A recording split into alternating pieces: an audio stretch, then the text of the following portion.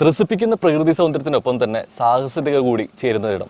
അത്തരം സ്ഥലത്താണ് ഇന്ന് തെക്കുവടക്കന്റെ പുതിയൊരു അധ്യായം തുടങ്ങിയിരിക്കുന്നത്, എലിഫന്റ് ജംഗ്ഷൻ അല്ലെ. സോ എല്ലാ പ്രിയ പ്രേക്ഷകർക്കും തെക്കുവടക്കന്റെ പുതിയൊരു അധ്യായത്തിലേക്ക് സ്വാഗതം.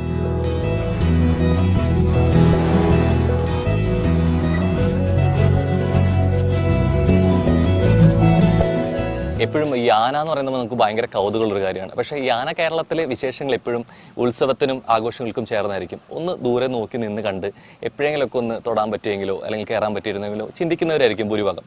പക്ഷേ അതിനപ്പുറത്തേക്ക് ഈ ആനയുടെ മുകളിൽ കയറി ഒരു സവാരി കൂടി ആയാലോ കുറച്ചുകൂടി ഇൻട്രസ്റ്റിംഗ് ആണ് അല്ലേ. 22 വർഷമായിട്ട് ആനപ്രേമികളെ ഹരം കൊള്ളിക്കുന്ന ഒരു സ്പോട്ടിലാണ് നമ്മൾ ഇന്ന് വന്നിരിക്കുന്നത്, തേക്കടിയിലുള്ള എലിഫന്റ് ജംഗ്ഷൻ. സോ ഇന്ന് ആനയുമായിട്ടുള്ള കുറച്ച് കലാപരിപാടികളും കുസൃതികളൊക്കെ ആയിട്ടാണ് നമ്മുടെ ഇന്നത്തെ എപ്പിസോഡ് സ്റ്റാർട്ട് ചെയ്യാനായിട്ട് പോകുന്നത്.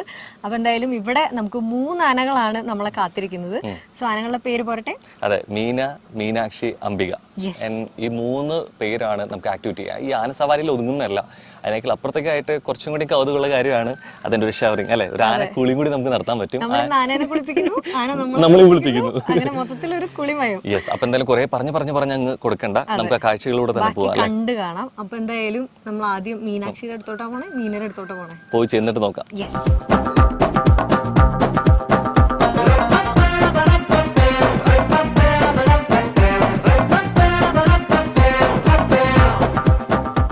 ആന എന്ന കൗതുകവും സാഹസികതയും യാഥാർത്ഥ്യമാക്കുന്നിടത്താണ് നമ്മളിപ്പോൾ നിൽക്കുന്നത്. ആ യാഥാർത്ഥ്യമാക്കി തരുന്ന കുറച്ച് പേര് നമുക്കൊപ്പം ചേരുന്നുണ്ട്. സോ നമസ്കാരം.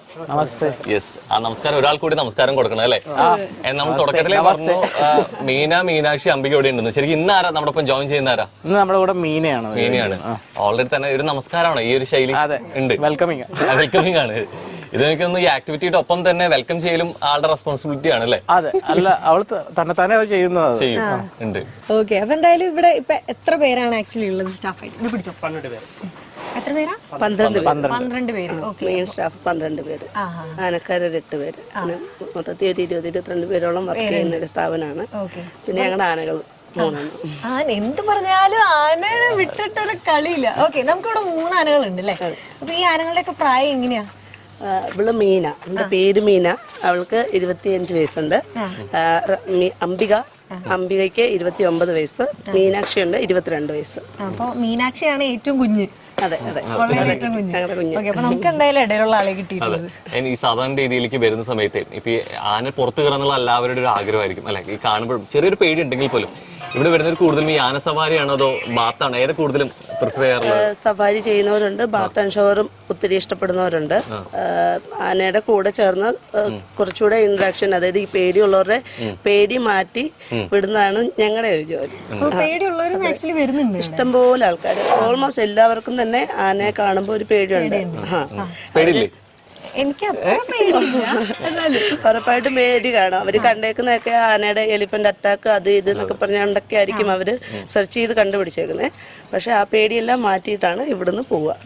അതിനെ സഹായിക്കുന്ന കുറച്ച് ആൾക്കാരും സ്റ്റാഫും ഏകദേശം എത്ര ദൂരം വരും ഈ ആന സവാരി? 10-15 മിനിറ്റ് റൈഡ് കൊടുക്കും ആനയുടെ മുകളിൽ. അതെ, ഒരു 2 പേരെ മുകളിൽ വെച്ച് ആന അപ്പുറത്ത് കയറി കാട്ടിനകത്തൂടെ ഒരു സഫാരി. അത് കഴിഞ്ഞ് പിന്നെ ആനയ്ക്ക് ഫീഡ് ചെയ്യുന്നൊരു പ്രോഗ്രാമുണ്ട്, ആനയെ കുളിപ്പിക്കുന്ന പ്രോഗ്രാമുണ്ട്. പിന്നെ കമാൻഡ്സ് ആൻഡ് കമ്മ്യൂണിക്കേഷൻ പറഞ്ഞ ആനയെക്കുറിച്ചൊരു സ്റ്റഡി ക്ലാസ് കൊടുക്കുന്നൊരു പ്രോഗ്രാമുണ്ട്. ഈ പേടിയുള്ളവരുടെ പേടി, ചിലർക്ക് സങ്കടം ഉള്ളവരുണ്ട്, അതെല്ലാം മാറിയിട്ട് ഇവിടെ നിന്ന് പോകാൻ പറ്റും. ഈ പലപ്പോഴും ഈ എന്റർടൈൻമെന്റ് എന്ന് പറയുന്ന സമയത്ത് ഈ ആന സവാരി നമ്മൾ പോവും, അല്ലെങ്കിൽ ഇപ്പോൾ ഈ ഷവറിംഗ് ആണെങ്കിൽ ഓക്കെ. പക്ഷെ ആനയെ കുറിച്ച് അറിയുക, പഠിക്കുക, കുറച്ചൊരു ക്ലാസ് കൊടുക്കുക, ഇത് ഈ ഒരു കോൺസെപ്റ്റ് ഇത് ആരാ കൊണ്ടുവന്ന് ശരിക്കും? ഇത് എല്ലായിടത്തും ഇത് കിട്ടുന്ന ഒരു കാര്യം കൂടി അല്ലല്ലോ. അല്ല, ഈ ടിംബർ ഡ്രാഗിംഗ് എന്ന് പറഞ്ഞ ഒരു പ്രോഗ്രാം നമുക്ക് മാത്രമുള്ളൊരു പ്രോഗ്രാമായിട്ട് പറയാൻ പറ്റും. അതിനകത്ത് ആനയെക്കുറിച്ചൊരു എക്സ്പ്ലനേഷൻ, ആനയെക്കുറിച്ച് ഓരോരുത്തർ പഠിച്ച രീതികളും ഡോക്ടേഴ്സിൻ്റെ അടുക്ക് നമ്മൾ ചോദിക്കുന്നത്, ആനയെക്കുറിച്ച് അറിയാവുന്നവരുടെ കമ്മ്യൂണിക്കേറ്റ് ചെയ്ത് കിട്ടുന്ന ഒരു ആൻസർ ആയിരിക്കും നമുക്കൊരു സൊല്യൂഷനായിട്ട് അവർക്ക് കൊടുക്കുക. ആനകളുടെ ഒരു റുട്ടീൻ പെട്ടെന്നൊന്ന് പറയുകയാണെങ്കിൽ എങ്ങനെയായിരിക്കും അവരുടെ ഒരു ദിവസത്തെ റുട്ടീൻ? അത് മെയിൻ എന്ന് പറയുമ്പോൾ ഒരു 10-15 hours അവർ ആഹാരത്തിൻ്റെ പുറകെ തന്നെ പോകുള്ളൂ. പിന്നെ ഇവിടുത്തെ ഈ മെയിൻ എന്ന് പറയുമ്പോൾ ഞങ്ങളുടെ ഏറ്റവും പക്ഷേ പുള്ളിക്ക് പണ്ട് തൊട്ടേ ഒരു റൂൾ വെച്ചിട്ടുണ്ട്, ഒരു 3 റൈഡ് പോയി കഴിഞ്ഞാൽ ഒരു 20 മിനിറ്റ്സ് റെസ്റ്റ് ഉണ്ട് ആനയ്ക്ക്. അത് കഴിഞ്ഞിട്ടേ നാലാമത്തെ ഒരു റൈഡ് എടുത്തോണ്ട് പോകും. എത്ര തിരക്കുണ്ടെങ്കിലും ഫസ്റ്റ് പ്രയോറിറ്റി എലിഫൻസിനാണ്. എന്നുവെച്ചാൽ ഇത് നമ്മുടെ ഫാമിലിയാണ്, ഫാമിലി മെമ്പറിൽ ലീഡേഴ്സ് ഇവരാണ്. ഇവിടെ വന്നത് ഗസ്റ്റ് അല്ല, നമുക്ക് ഫാമിലിയാണ്. എലിഫന്റ് ജംഗ്ഷനിലെ ഒരു ഫാമിലി മെമ്പർ. അപ്പൊ നമ്മളും ഫാമിലിയുടെ ഭാഗമായി, ഫാമിലിയുടെ കൂടെ നമുക്കും കുറച്ചു നേരം നിൽക്കാം അല്ലേ? അപ്പൊ നമുക്ക് തുടങ്ങിയാലോ? അല്ലേ മീന റെഡി ആണല്ലോ അല്ലേ? റെഡിയല്ലേ? റെഡി ആണോ എന്നുള്ളത് ഓക്കെ, അപ്പൊ എന്തായാലും നമ്മള് റെഡി.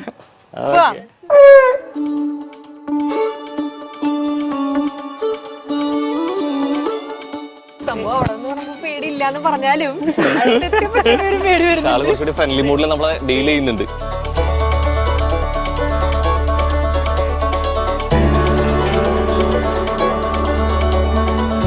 യെസ്, അപ്പൊ എന്തായാലും മീന സവാരി പോകാന്നുള്ള സമ്മതമൊക്കെ മൂളിയിട്ടുണ്ട്. യാ സെറ്റ്. അപ്പൊ എന്തായാലും നമ്മൾ മെല്ലെ നടന്ന് നമുക്ക് അല്ലെ എവിടെ നമുക്ക് കയറേണ്ട? നമുക്ക് അവിടുന്ന് സ്റ്റാർട്ട് ചെയ്യാം. സ്റ്റാൻഡ് ഫുൾ ജംഗ്ഷൻ പോലെ സെറ്റ് ചെയ്ത് വെച്ചിരിക്കും, കയറാൻ സൗകര്യത്തിലല്ലേ? അപ്പൊ നമ്മുടെ എലിഫന്റ് ജംഗ്ഷനിൽ കയറാനുള്ള ജംഗ്ഷനിലോട്ട് നമ്മൾ പോവാണ്. അവിടെ നമ്മൾ മെല്ലെ കയറി മീനയുടെ ഒപ്പം നമ്മൾ കാടൊക്കെ ഒന്ന് നടന്ന് കണ്ടുവരും അല്ലേ? അതെ. യെസ്, പോവാം. റെഡി?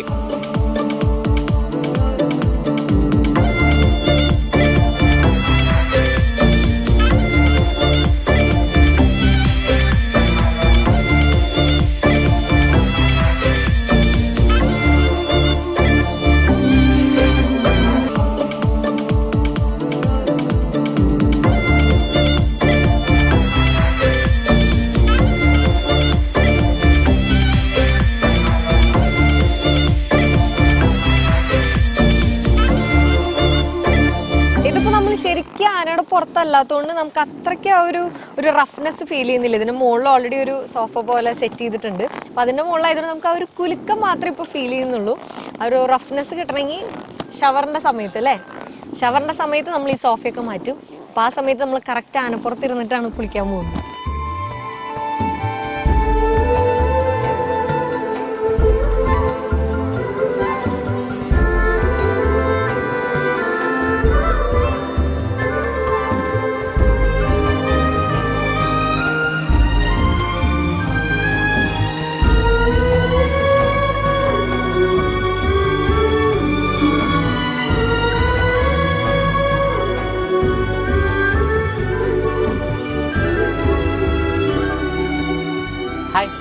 നമസ്കാരം. കുറച്ചു നേരം മേലും താഴെയായിട്ട് കണ്ടോണ്ടിരിക്കുന്നു അല്ലേ? കിടലായിരുന്നു. എക്സ്പീരിയൻസ് എങ്ങനെ? ഒരു രക്ഷയില്ല, സെറ്റ് വൈബാണ്. നോർമലി നമ്മൾ പറയും ഇങ്ങനെ കാട്ടിലെ ഭീമന്റെ അല്ലെ ഒപ്പം വനത്തിലൊരു യാത്ര എന്നുള്ള രീതിയിൽ പറയും. ഒരു അഡ്വഞ്ചർ എന്ന് പറയുന്നതിന്റെ ഒപ്പം തന്നെ കുറച്ചൊരു ഫൺ പരിപാടികളൊക്കെ ഉണ്ട് അല്ലെ അതിന്റെ ഇടയിൽ കൂടെ പോകുമ്പോ. ഞാൻ ആദ്യമായിട്ടാണ് അതും ഇത്രയും കംഫർട്ടബിൾ സീറ്റിംഗ് ഒക്കെ ആയിട്ട്. ശരിക്കും ആനനെ നമ്മളിങ്ങനെ ദൂരത്തുനിന്ന് കാണുമ്പോൾ അങ്ങനെ കയറണം എന്ന് ആഗ്രഹം തോന്നിയിട്ടുണ്ടെങ്കിൽ ഇതുവരെ പറ്റിയിട്ടുണ്ടായിരുന്നില്ല. പക്ഷെ ഇത് കിടിലൻ. അതും നമ്മൾ സാധാരണ റോട്ടി കൂടെ അല്ല, കുറെ ഇറക്കവും കുറെ കയറ്റവും, നമ്മുടെ ജീവിതം പോലെ. അതെ. അപ്പൊ എന്തായാലും കിടിലൻ. പിന്നെ മീനയും നല്ല അടിപൊളി. എനിക്ക് തോന്നുന്നു കുറെ പേര് വരുന്നതുകൊണ്ടാണ് ഒരു വൺ വേ സിസ്റ്റം പോലെ ഉണ്ടോ? കാരണം ഇവിടെ പോകുന്നു, കുറച്ച് ഈ റൂട്ടിലോട്ട് പോകുന്നു, അങ്ങനെയുണ്ട്. സ്പ്ലിറ്റ് ചെയ്ത് വിടും. കാരണം ഈ തിരക്കിനനുസരിച്ചിട്ട് നമ്മൾ പോകുന്ന റൂട്ടല്ല, അതല്ലാതെ തന്നെ റൈറ്റിലോട്ടും വേറെ ഉണ്ട്. അപ്പൊ എന്തായാലും ഒരു ആന സവാരി, ഒരു ഓഫ് റോഡ് മൂഡ് സവാരി കിട്ടി. ഇപ്പൊ കുറച്ചും കൂടി നല്ല ഉഷാറായി. അടുത്ത നമ്മള് ആനയെ കുറിച്ച് അറിയാൻ പോവുക. നമ്മൾ തടിവലി ടിംബർ ഡ്രാഗിംഗ് എന്ന് പറഞ്ഞൊരു പ്രോഗ്രാമാണ്. അതിനകത്ത് ആനയെ കുറിച്ച് കുറച്ച് എക്സ്പ്ലനേഷൻ ഉണ്ടാവും. അപ്പൊ എന്തെങ്കിലും ചോദ്യം ഉണ്ടെങ്കിൽ നമുക്ക് ചോദിച്ച് ക്ലിയർ ചെയ്ത് പോവാം. അതിനെ കുറിച്ച് അറിയണമല്ലോ, ഇന്ററാക്ഷൻ വേണ്ടേ? അപ്പൊ നമുക്ക് അങ്ങോട്ട് പോവാം.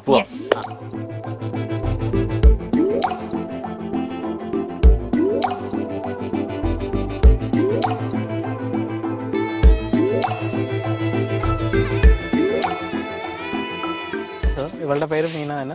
സെയിം എലിഫന്റ് റൈഡ് പോയ എലിഫന്റ് 25 ഇയേഴ്സ് ആയതാണ്. ഈ പ്രോഗ്രാം എന്ന് പറയുമ്പോൾ നമുക്ക് എല്ലാ ആനകളും വന്ന് ഒരു ദിവസം ഒരു പ്രാവശ്യം ചെയ്തിട്ട് പോകുന്ന ഒരു പ്രോഗ്രാമാണ്. എന്നുവെച്ചാൽ അത് അവരെങ്ങനെ യൂസ് ചെയ്യുക, ആന പാപ്പന്മാരെങ്ങനെ ആനപ്പുറത്ത് കയറിയിരിക്കുക, ചേട്ടന്മാർ കയറി ഇരുന്നിട്ട് അവരുടെ ഫീറ്റ് കൊണ്ട് direction left right left command. അപ്പോൾ അവിടെ വോയിസ് കമാൻഡ്സ് ഇല്ല, എല്ലാം ടച്ചിങ് കമാൻഡ്സ് മാത്രമേ ഉള്ളൂ. അതാണ് ഈ പ്രോഗ്രാംസിന്റെ മെയിൻ ഉദ്ദേശം. മറ്റുള്ളവർക്ക് ഇന്ററാക്ഷനും ആവുക, ആനയെ കൂടുതൽ ക്ലോസ് ആയിട്ട് ചെയ്യാൻ പറ്റുക. സോ എന്തെങ്കിലും ആനയെ കുറിച്ച് അറിയണമെങ്കിൽ ചോദിക്കാം. ഇത് ആക്ച്വലി നമുക്ക് ഒരു സ്റ്റഡി ക്ലാസ് ആണെങ്കിലും ആനയ്ക്ക് ഒരു ബ്രേക്ക് ടൈം ആണ്. സവാരി അതിനിടയ്ക്ക് നിൽക്കുക. ഇത് ഈ കമ്മ്യൂണിക്കേഷൻ എങ്ങനെ കറക്റ്റ് നടക്കുന്നത്? ശരിക്കും ടച്ചിലൂടെയാണോ അതോ ചേട്ടൻ ശരിക്കും സംസാരത്തിൽ ശരിക്കും അത് ക്യാച്ച് ചെയ്യാൻ പറ്റും? ബോത്തുണ്ടല്ലോ, വെർബലും ഉണ്ട്, വോയിസ് കമാൻഡും ഉണ്ട്, ടച്ചിങ് കമാൻഡും ഉണ്ട്. വോയിസ് കമാൻഡ് എന്ന് പറയുമ്പോൾ നമ്മളിപ്പോൾ നടന്ന സമയത്ത് മുമ്പോട്ട് പോകാനും പുറകോട്ട് പോകാനും ഒരു 40-50 കമാൻഡ്സ് അവർ പഠിപ്പിച്ചു തരും. അപ്പൊ അതിന്റെ കൂടെ തന്നെ ടച്ചിങ് കമാൻഡ് എന്ന് പറയുമ്പോൾ പാപ്പന്മാര് ചേട്ടന്മാര് പൊക്കത്തി ഇരുന്നിട്ട് അവരുടെ ഫീറ്റ് കൊണ്ട് ഡയറക്ഷൻ കൊടുക്കും, ലെഫ്റ്റ് റൈറ്റ് ലെഫ്റ്റ്. സോ അത് രണ്ടും ആയ കഴിഞ്ഞാൽ ഒരു ആന ട്രെയിൻഡ് ആയിട്ട് ഡൊമസ്റ്റിക്കേറ്റഡ് ആന എന്ന് പറയും. പണ്ട് കാലങ്ങളിൽ ഇവരെ യൂസ് ചെയ്തിട്ടുണ്ടെന്ന് പറഞ്ഞാൽ കാട്ടിൽ തടി വലിക്കാനും അങ്ങനെ ഹെവി വർക്കിനായിരുന്നല്ലോ, ഹെവി ലോഡേഴ്സ് ആയിരുന്നു. ബട്ട് ഇപ്പൊ അങ്ങനെ യാതൊരു ആക്ടിവിറ്റി ഇല്ല. സോ സം ആക്ടിവിറ്റി അവർക്കും ചെയ്യണം. ഇവിടെ എന്തൊക്കെയാണ് ഭക്ഷണം? ഒരു ദിവസം വരുന്ന സമയത്ത് കരിമ്പ് കൊടുക്കുന്ന കണ്ടിരുന്നു, അതല്ലാതെ പിന്നെ ആക്ച്വലി ഇവിടെ ഡൊമസ്റ്റിക്കേഷൻ എലിഫൻസ് എന്ന് പറയുമ്പോൾ ഒരു എങ്ങനെ പോയാലും ഒരു 200 to 300 kilos ഫുഡ് നോട്ടൊക്കെ മെല്ലെ മാറി തുടങ്ങി. ഫുഡൊക്കെ ഇവിടെ സൈഡിൽ വന്നതിന്റെ ഒരു നോട്ടം പോകുന്നില്ല. ഫുഡെന്ന് പറഞ്ഞ അപ്പൊ എങ്ങനെ പോയാലും ഒരു 300 kilos അവർ ഒരു ദിവസം കഴിക്കുക. ശരിക്കും ഇങ്ങനെ ആക്ടിവിറ്റി ചെയ്യുന്ന ആനകൾക്ക് അതിന്റേതായിട്ടുള്ള ലൈസൻസ് ഉണ്ടോ, അല്ലെങ്കിൽ അങ്ങനെയുണ്ടോ? ഉണ്ട്, ലൈസൻസ് ഉണ്ട്. നമുക്ക് മാത്രമേ ഇവിടെ ലൈസൻസ് ആയിട്ടുള്ളൂ. പക്ഷെ 3 ആനകൾക്ക് സെൻട്രൽ ഗവൺമെന്റ് ആനിമൽ ഹസ്ബൻഡറിയുടെ ലൈസൻസ് ഉള്ളൂ, ടൂറിസം പെർഫോമൻസ് ആക്ട്. ആനമായി നമ്മളാണ് കിട്ടുള്ളത്, അതല്ല ആനയ്ക്ക് ഒരു പഴം കിട്ടിയോണ്ടൊന്നും ആവില്ല അല്ലേ?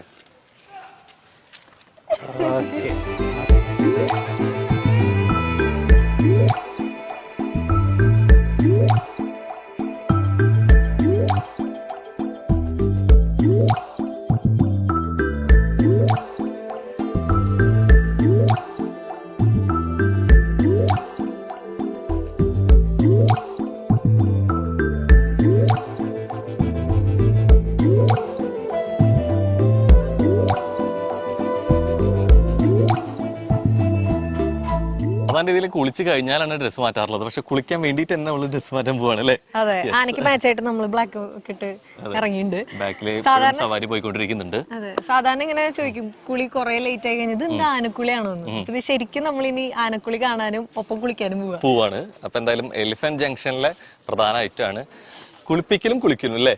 രണ്ട് കുളിപ്പിക്കൽ തന്നെയാണ്. നമ്മൾ ആദ്യം ആനനെ കുളിപ്പിക്കുന്നു, പിന്നെ ആന നമ്മളെ കുളിപ്പിക്കുന്നു.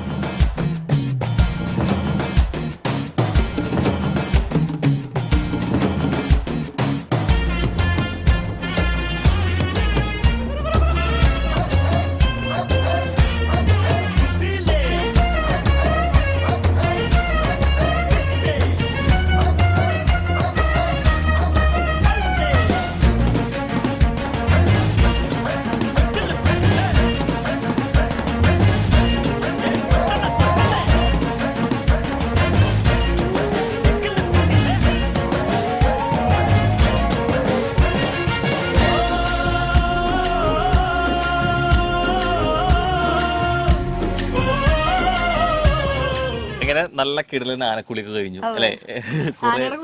അതെ, രണ്ടുപേരും അങ്ങോട്ടും ഇങ്ങോട്ട് പരസ്പരം കുളിപ്പിച്ച് ആ സഹകരണം പൂർത്തീകരിച്ചിട്ടുണ്ട്. നമ്മൾ നേരത്തെ പറഞ്ഞ പോലെ തന്നെ ഇവിടെ വരുമ്പോൾ എലിഫന്റ് ജംഗ്ഷനിൽ വരുമ്പോൾ അല്ലെ മെയിൻ ഐറ്റം ആണ് ശരിക്കും. അപ്പൊ എന്തായാലും ആനസവാരി കഴിഞ്ഞ് ആനക്കാര്യങ്ങൾ അറിഞ്ഞ് അല്ലെ, ഇന്ന് മൊത്തത്തിലൊരു ആനക്കാര്യത്തിലായിരുന്നു ഇത്രയും നേരം ഉണ്ടായിരുന്നത്. പക്ഷെ ഇതുകൊണ്ടൊന്നും തീരുന്നില്ല വിശേഷങ്ങള് തീരുന്നില്ല. പക്ഷെ ആനയുടെ വിശേഷങ്ങൾ തൽക്കാലം നമുക്കൊന്ന് വൈൻഡപ്പ് ചെയ്യേണ്ട സമയമായിട്ടുണ്ട്. ഇനി ഈ നനഞ്ഞതൊക്കെ ഒന്ന് മാറണം. നമ്മൾ കുളിക്ക് മുമ്പ് മാറി, ഇനി കുളി കഴിഞ്ഞിട്ടും ഡ്രസ്സ് മാറണം. അപ്പൊ അത് കഴിഞ്ഞിട്ട് അടുത്തൊരു സ്ഥലത്ത് വിശേഷങ്ങളായിട്ടൊക്കെ കാണും, വീണ്ടും വരും. അപ്പൊ പോയിട്ട് വരാം അല്ലെ? പോയിട്ട് ഒന്ന് കോസ്റ്റ്യൂം ചേഞ്ച് ചെയ്തിട്ട് ഇപ്പൊ വരാം.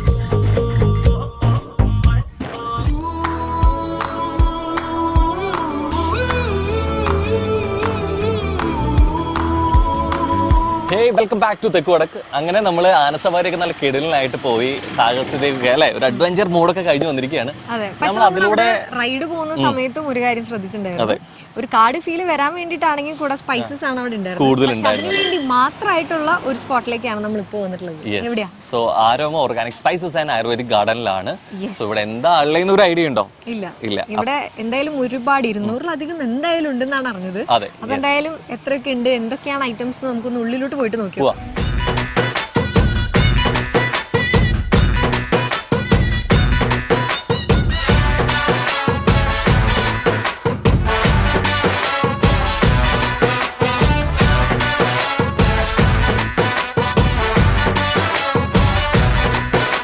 സ്പൈസസിനെ കുറിച്ച് നമ്മൾ കേട്ടിട്ടുള്ള ഒരുപക്ഷെ കണ്ടിട്ടുള്ളതും കാണാത്തതുമായിട്ടുള്ള ഒരുപാട് അല്ലെ സ്പൈസ് ഗാർഡൻ ഒരുമിച്ചൊരു കുടക്കീഴിൽ കാണാൻ പറ്റുക അത് തന്നെയാണ് ആരോമനെ കുറേ കൂടി നമുക്ക് വ്യത്യസ്തമാക്കുന്നത് എന്നുള്ളത്.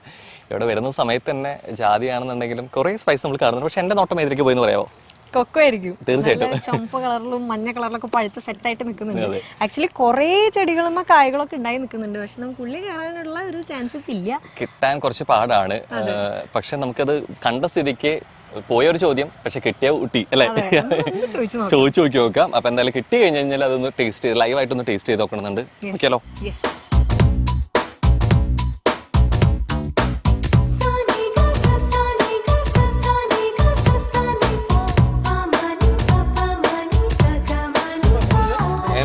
നമ്മൾ പലപ്പോഴും ഈ കോക്ക ഫ്രൂട്ടിനെ കുറിച്ച് കേട്ടിട്ടുണ്ട്, അതിൽ കണ്ട് പലപ്പോഴും പൊട്ടിച്ച് കഴിക്കുന്നുണ്ടിട്ടുണ്ട്. അപ്പൊ ഞാൻ വിചാരിച്ചത് കുറച്ചും കൂടി ഈസി ആയിട്ടുള്ള പ്രോസസ്സാണെന്ന് വിചാരിച്ചിട്ടുണ്ടായിരുന്നു. പക്ഷെ നമുക്കിത് പൊട്ടിക്കാൻ പറ്റില്ല, വാക്കത്തി വെച്ചിട്ടാണത് അല്ലേ. നമ്മുടെ ഹൈ റേഞ്ച് ഏരിയയിൽ ഇത് ഈ ഫ്രൂട്ട്സ് എല്ലാം തന്നെ ഹാർഡാണ്, വളരെ ഹാർഡാണ്. പേരയ്ക്ക ആയിക്കോട്ടെ, ചക്കപ്പഴം ആയിക്കോട്ടെ, നാട്ടിൻ പുറത്തുള്ളത് വളരെ കുറച്ചുകൂടെ നൈസ് ആയിരിക്കും.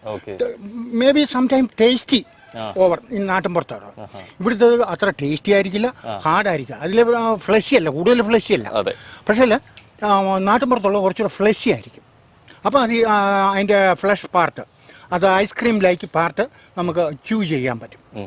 അതാണ് അതിൻ്റെ അകത്തെ കാര്യം. ഇവിടെ അതുപോലെ തന്നെ ഓർഗാനിക്കാന്ന് പറഞ്ഞാൽ ഇവിടെ എല്ലാവരും ഓർഗാനിക് പറയുന്നുണ്ട്. എനിക്ക് വേൾഡ് ലെവലിൽ എൻ്റെ പ്രൊഡക്റ്റ് മുഴുവൻ കൊണ്ടുപോയിട്ട് ജപ്പാനിൽ നിന്നാണ് എനിക്ക് ഓർഗാനിക് സർട്ടിഫിക്കറ്റ് തന്നിരിക്കുന്നത്. അതിൻ്റെ മെത്തേഡ് എന്ന് പറയുന്നത് ഈ കാണുന്നതാണ്. കാട് വളർത്തുക, കാട് മാത്രം വളം ചെയ്യുക, വേറെ വളങ്ങളൊന്നും വെളിയിൽ നിന്ന് കൊണ്ടുവരികയോ സ്പ്രേ ചെയ്യുകയോ ഒന്നും ചെയ്യാറില്ല. ഇതാണ്ട് ഈ ആണ് എൻ്റെ വളം. Okay, thank you. Okay, bye. ഇടുക്കിക്കാർ എത്രത്തോളം മണ്ണിനെ സ്നേഹിക്കുന്നുണ്ട് എന്നുള്ളത് ആ വാക്കുകളിൽ വ്യക്തമാണ് അല്ലേ. നമുക്ക് സ്പൈസസ് ഗാർഡൻ്റെ ഒപ്പം തന്നെ എനിക്ക് തോന്നുന്നു എത്രത്തോളം മണ്ണിനെ സ്നേഹിക്കണം, അത് അനുസരിച്ച് മണ്ണ് തിരിച്ച് നമുക്ക് തരും എന്നുള്ളതിന്റെ കൂടി ഒരു വലിയ ഉദാഹരണം നമ്മൾ കണ്ടു കഴിഞ്ഞു. ഉള്ളിലൊക്കെ കുറെ ഇങ്ങനെ കാഴ്ച നിൽക്കുന്നുണ്ടെങ്കിലും നമുക്ക് ഉള്ളിൽ കയറി കാണാനായിട്ട് അങ്ങനെ പെർമിഷൻ ഒന്നും ഇല്ല. കയറി കാണാൻ മാത്രമല്ല പൊട്ടിക്കാനും സമ്മതിക്കാറില്ല. പക്ഷെ നമ്മളുടെ ഒരു പ്രത്യേക രീതിയിൽ റിക്വസ്റ്റ് നമുക്കത് കിട്ടി തന്നിട്ടുണ്ട്. പ്രേക്ഷകരെ കാണിക്കാനും കൂടെ നമുക്ക് ഒരെണ്ണം തന്നിട്ടുണ്ട്. ഇനി അത് മാത്രമല്ല, ഉള്ളിൽ കയറണം എന്നുണ്ടെങ്കിൽ തന്നെ ചെരുപ്പിട്ട് കയറാൻ പറ്റില്ല. അതാണ് ഞാൻ ഓർഗാനിക് ഗാർഡൻ നമ്മൾ ഓൾറെഡി പറഞ്ഞു. അതിൻ്റെ ഒപ്പം തന്നെ കൃത്യമായിട്ട് ജൈവവളം തന്നെയാണ് ഇവിടെ കൊടുക്കുന്നത്, രാസവളങ്ങളിലൊന്നും മറ്റൊന്നും അല്ലാതെ. കാരണം ഇവിടെ തന്നെ നമുക്ക് കാണാം പലപ്പോഴും ഈ പുല്ലനെ വെട്ടി കൂനിയിട്ടിട്ടുണ്ട്, അത് തന്നെ ചീഞ്ഞ് അത് വളമാകുന്നു. മറ്റ് ജൈവവളങ്ങളൊക്കെ കൊടുത്ത് അത്രയും. പിന്നെ ആ പറഞ്ഞ കാര്യം കുറച്ചുകൂടി കറക്റ്റാണ്. കാരണം ഫ്രൂട്ട് കമ്പാരിറ്റീവ്ലി മറ്റുള്ള സ്ഥലങ്ങളെക്കാൾ ഉപരി ഹാർഡായിരിക്കും കുറച്ചുകൂടി, പക്ഷേ ടേസ്റ്റിയാണ് അല്ലേ. എങ്ങനെയുണ്ട്? ഫസ്റ്റ് ടൈമാണോ കൊക്കോ ഇങ്ങനെ? അതെ, നമ്മള് കൊക്കോ പൗഡർ ഇട്ട് ഷേക്ക് അടിക്കാന്നല്ല. അതെ, നമുക്ക് വെറുതെ ഒന്ന് കഴിച്ച് നടന്ന് കണ്ടുവരാം അല്ലേ. വിശേഷങ്ങളൊക്കെ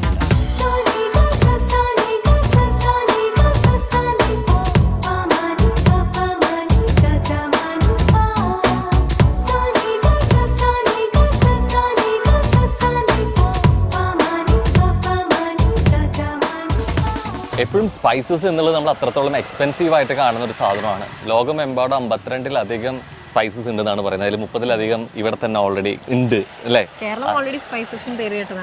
നാടാണ്. പ്രത്യേകിച്ച് കയറ്റുമതിയുടെ കാര്യത്തിൽ കേരളത്തിൽ സ്പൈസസ് കയറ്റുമതി അല്ലേ കുറച്ചൊരു ഇമ്പോർട്ടൻ്റ് ആയിട്ടുള്ള ഒരു കാര്യം കൂടിയാണ്. ആൻഡ് ഇത് കുറച്ചൊരു പ്രൈവറ്റ് പ്രോപ്പർട്ടിയാണ്. നമ്മൾ നേരത്തെ സെബാസ്റ്റ്യൻ ചേട്ടൻ അതിനെക്കുറിച്ച് കുറേ കൂടി കാര്യമായിട്ട് സംസാരിച്ചു. സെബാസ്റ്റ്യൻ ചേട്ടൻ്റെ പ്രൈവറ്റ് പ്രോപ്പർട്ടി ആണെങ്കിൽ പോലും ഗവൺമെൻറ് അംഗീകൃതത്തോട് കൂടി തന്നെ അവരുടെ സർട്ടിഫിക്കറ്റോട് കൂടി തന്നെ നടത്തുന്ന ഒരു സ്ഥാപനം കൂടിയാണ്. ഇത് ശരിക്കും ഈ ഒരു ഗാർഡനിലോട്ട് ഇത് വിസിറ്റ് ചെയ്യുന്നതിനേക്കാൾ അപ്പുറത്തായിട്ട് ഇതിനെ പഠിക്കാൻ വേണ്ടിയിട്ട് വരുന്ന കുട്ടികളുമുണ്ട്. ആൻഡ് ഇൻ്റർനാഷണലി ഇതിനെ കവർ ചെയ്തിട്ട് ഏകദേശം ഒരു 300 to 500 ആണ് ഇവിടുത്തെ വിസിറ്റ് ചാർജ് എന്നൊക്കെ പറഞ്ഞ് കുറേ പേര് വരാതെയായി അതിൻ്റെ ഒരു വിഷമൊക്കെ പങ്കുവയ്ക്കുന്നുണ്ടായി സെബാസ്റ്റ്യൻ ചേട്ടൻ. പക്ഷേ ഒരു 100 രൂപ മാത്രമാണ് ഇതിലേക്കുള്ള എൻട്രി ഫ്രീ. നമ്മൾ പലപ്പോഴും വിചാരിക്കും ഈ സ്പൈസസ് എന്നുള്ളത് ഏകദേശം ഒരു മരത്തിൽ നിന്നോ ഒരു ചെടിയിൽ നിന്നോ ഏകദേശം ഒന്ന് മാത്രമായിരിക്കും കിട്ടുക എന്നുള്ളത്. വളരെ ലളിതമായി പറഞ്ഞു കഴിഞ്ഞാൽ തന്നെ നമ്മൾ കാണുന്ന ജാതി, ഈ ജാതി മരത്തിൽ നിന്ന് തന്നെ ഏകദേശം 2 കിട്ടും. കാരണം ഈ ജാതിക്കായും ജാതിപത്രികയും. അതുപോലെ തന്നെ ഇവിടുത്തെ ഒരു മെയിൻ അട്രാക്ഷൻ, ഒരു സിഗ്നേച്ചർ ഐറ്റമാണ് ഈ കുറുവ മരം എന്ന് പറഞ്ഞത്. സെബാസ്റ്റ്യൻ പറഞ്ഞാൽ ഇവിടെ വരുന്നവർക്ക് ഇത് കുറുവ മരമാണെന്ന് വരെ പറയാറില്ല എന്ന് പറഞ്ഞു. കാരണം ഇതൊന്ന് അതിൻ്റെ എക്സ്പെൻസീവ് ആണെന്നതിന് മാത്രമല്ല ഭയങ്കര അപൂർവമായിട്ട് റയർ ആയിട്ടാണ് ഇത് കാണപ്പെടുക എന്നുള്ളതും കൂടിയാണ്. അപ്പോൾ ഇതിൽ തന്നെ ഒരു 4 തരമായിട്ട് ഇവിടെ ഉണ്ട്. അപ്പോൾ കുറുവ എന്ന് പറയുമ്പോൾ ചിലപ്പോൾ മനസ്സിലാവില്ല, നമ്മുടെ സിനിമനാണ് ഉദ്ദേശിക്കുന്നത്. അപ്പം അതിൽ നിന്ന് ചുരണ്ടിക്കൊണ്ടുപോവുക വരെ ചെയ്യാറ്.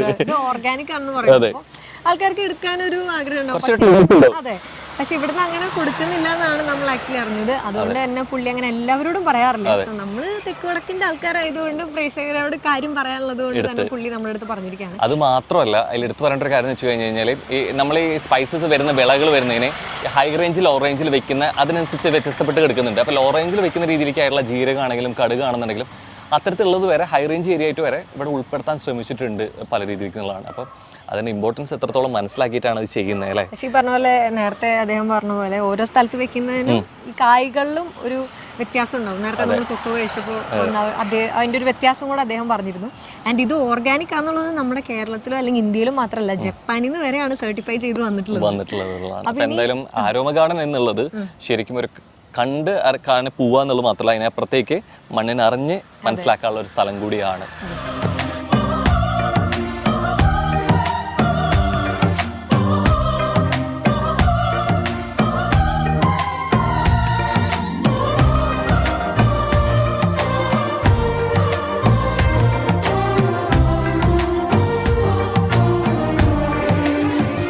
ഇടുക്കി എന്ന മണ്ണിൻ്റെ മണമുള്ള നാടാണ് നമുക്കറിയാം അല്ലേ? സോ മണ്ണിനെ അറിയുക, എത്രത്തോളം ഇതിനെ സ്നേഹിക്കാൻ പറ്റും, അത്രത്തോളം സ്നേഹിച്ച മണ്ണ് നമുക്ക് എങ്ങനെ തരും എന്നുള്ളതിൻ്റെ ഒക്കെ ഒരു ഉദാഹരണം കൂടിയായിരുന്നു ആരോമൽ ഗാർഡൻ എന്നുള്ളത്.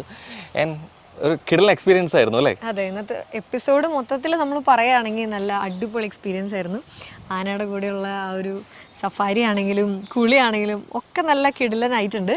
ആൻഡ് നമ്മൾ അവസാനം ഈ ഒരു ഗാർഡനിൽ വന്നെത്തി. ആൻഡ് ഇപ്പോൾ നമുക്ക് പുറത്ത് ആക്ച്വലി നല്ല വെയിലാണെങ്കിലും ഇതിൻ്റെ ഉള്ളിൽ കയറുമ്പോൾ ആ ഒരു കൂളിംഗ് എഫക്റ്റ് ആണ്. ഒന്നാമത് ഇത് ഓർഗാനിക് ആണ്, ആയുർവേദിക് ആണ്. അപ്പോൾ അതിൻ്റെ നല്ല ഓക്സിജനും നന്നായി ശ്വസിച്ചു.